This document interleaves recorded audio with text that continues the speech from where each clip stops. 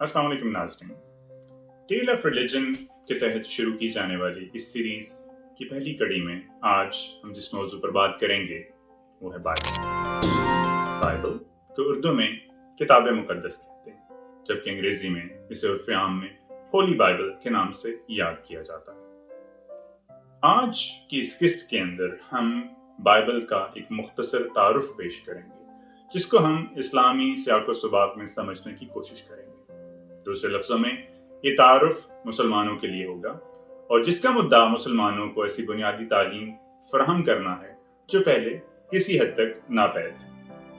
मुसलमानों में पाई जाने वाली ऐसी गलतफहमियां जो अरसा दराज से हर तरफ बिखरी हुई हैं, मसीहियत के मुतल्लिक उनके जो गलत तसव्वुरात मौजूद हैं, उन पर बात करना बेहद ज़रूरी है। लिहाजा हमने इस सिलसिले की इब्तदा की। इसका मौजू आज ये किताब है। अपनी ये किताब बाजार में या कहीं भी चलते हुए उर्दू या अंग्रेजी में देखिए।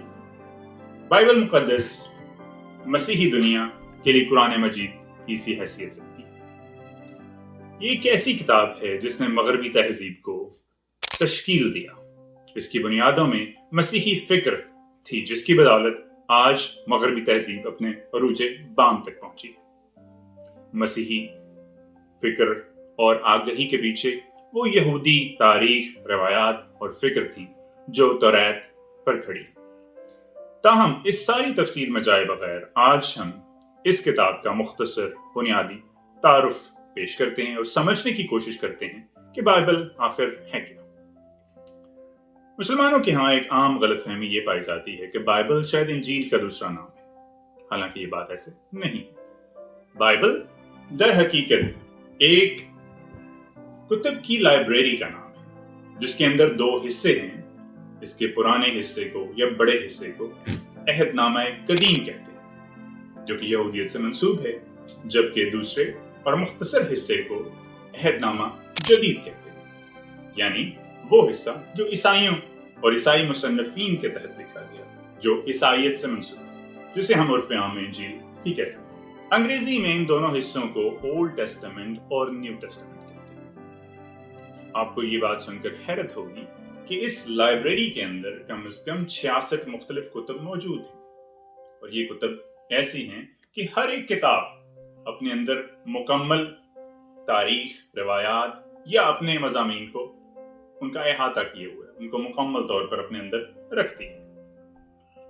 अहदनामा कदीम के अंदर कमोबेश 39 कुतुब हैं, जबकि इनको लिखने वाले लगभग 35 मुख्तलिफ मुसन्नफीन हैं, जबकि अहदनामा जदीद के अंदर 27 किताबें पाई जाती हैं, जबकि इसके मुसन्नफीन की तादाद 7, 8 या 9 है। इस तरह बाइबल को लिखने वाले कुल मुसन्नफीन की तादाद कमोबेश 40, 42 या इसके लगभग है, जबकि कुतुब की तादाद 66 है।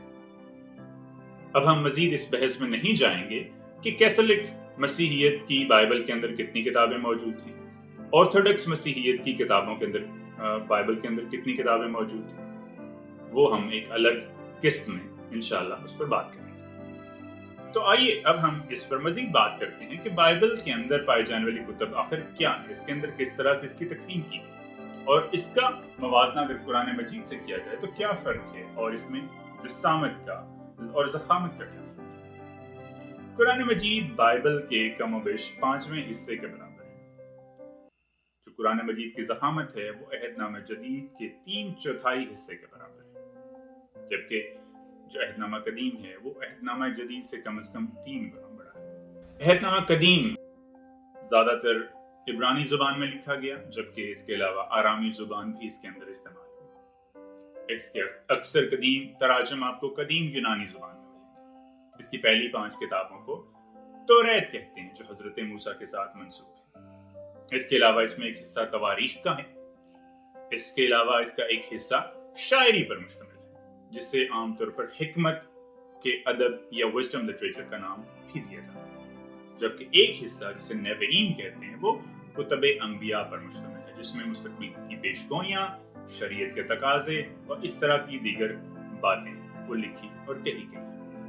ये 39 किताबें कमोबेश 1000 साल के अरसा पर मौजूद हैं। اس کی ابتدا حضرت موسیٰ کے ساتھ ہوتی ہے جب ان کو اللہ تعالیٰ کی طرف سے وحی دی جاتی ہے، اور یہ سلسلہ چلتے چلتے چلتے کم و بیش حضرت عیسیٰ کی پیدائش کے 400 سال قبل تک آ کر ختم ہو جاتا ہے۔ اس کے بعد جو تقریباً 400 سال کا عرصہ خاموشی کا گزرتا ہے اس کو انٹرٹیسٹامنٹری پیریڈ کہتے ہیں، اور اس میں مکمل خاموشی ہوتی ہے۔ دوسرے لفظوں میں روح القدس اس عرصہ میں اپنا کام نہیں کر رہی ہوتی۔ یہ مسیحی روایت ہے۔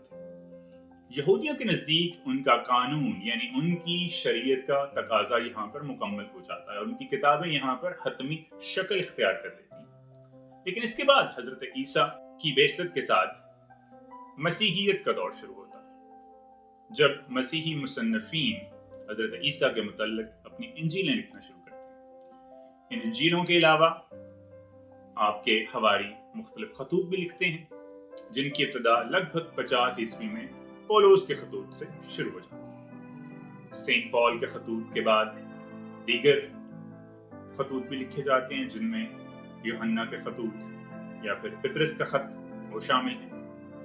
اسی طرح کم از کم 4 انجیلیں اس عرصہ کے دوران لکھی جاتی ہیں، اور آخری انجیل لگ بھگ 110 سے 120 عیسوی کے درمیان لکھی جاتی ہے۔ لہٰذا عہد نامہ جدید کو لکھنے کا جو عرصہ ہے وہ تقریباً 70 سال پر محیط ہے۔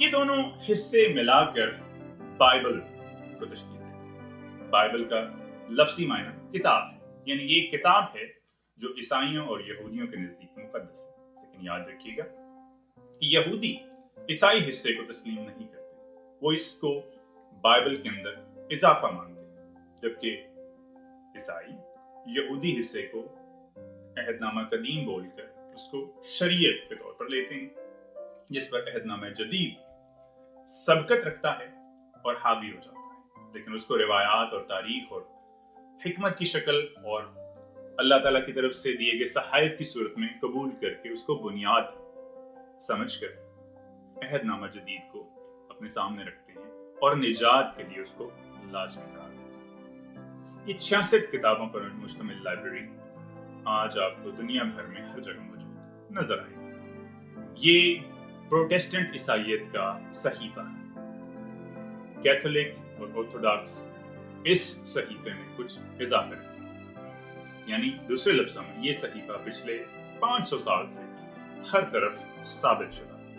یہ 66 کتابیں مسیحیت کی بنیاد سمجھی جاتی ہیں۔ ناظرین، یہ بائبل کے متعلق ہماری ایک مختصر سی کاوش تھی، اس پر ہم انشاءاللہ مزید کام کریں گے۔ اگر آپ کے ذہن میں کوئی سوالات ہوں تو آپ کمنٹس میں لکھ سکتے ہیں اور وہ سوالات پوچھ سکتے ہیں۔ تب تک کے لیے اجازت دیجیے، اللہ حافظ۔